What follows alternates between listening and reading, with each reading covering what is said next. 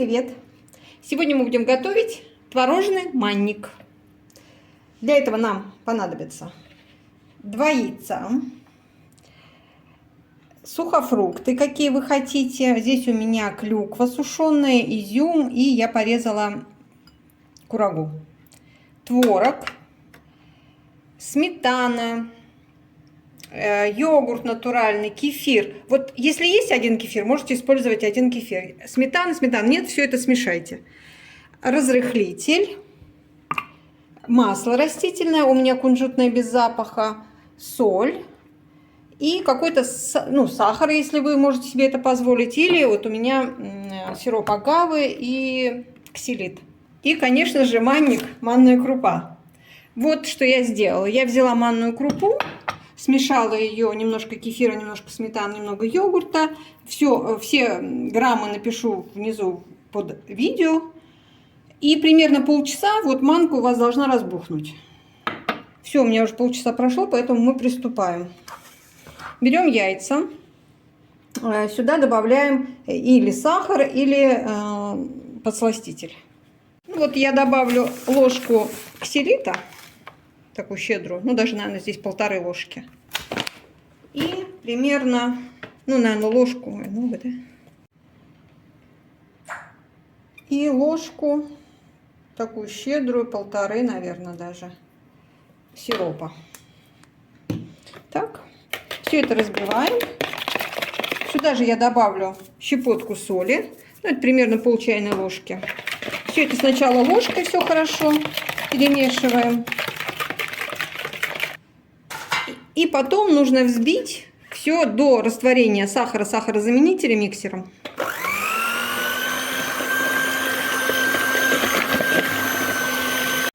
Вот до побеления массы.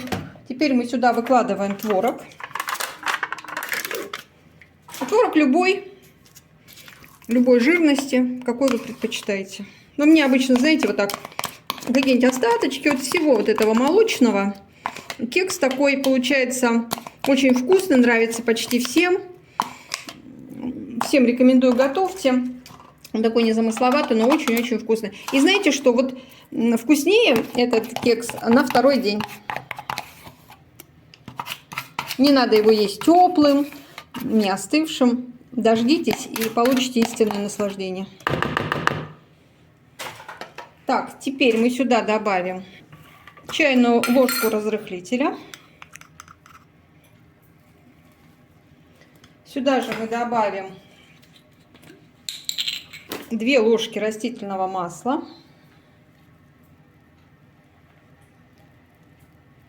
И теперь нужно еще раз это слегка взбить.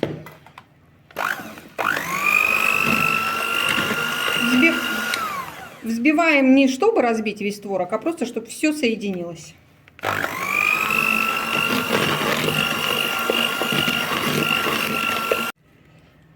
Теперь мы добавляем сюда манку.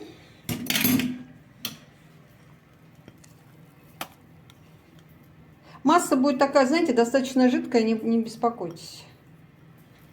И манку нужно вбить в эту массу уже просто лопаткой, соединить все ингредиенты.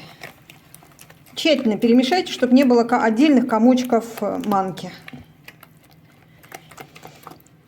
Теперь добавляем сухофрукты. Я добавлю в сухофрукты чайную ложку кукурузного крахмала.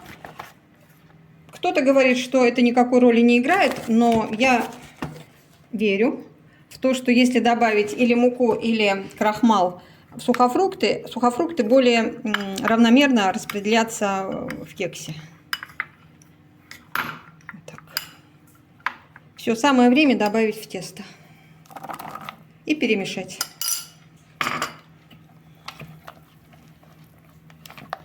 Все, наше тесто готово. Сюда вы можете еще добавить там кусочки шоколада, что я сейчас и сделаю.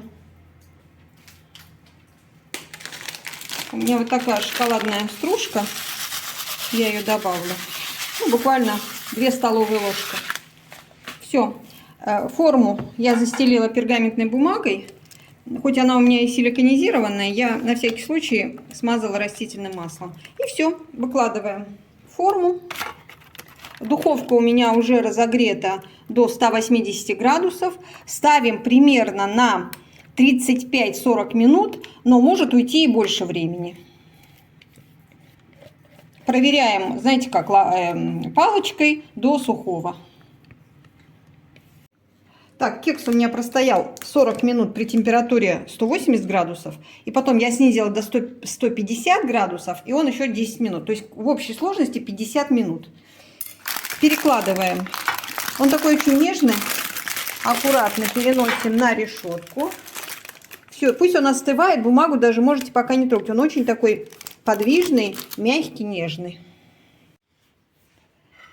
Вот такой кекс получился. Он полностью остыл. Он очень-очень нежный. Вот так он выглядит в разрезе.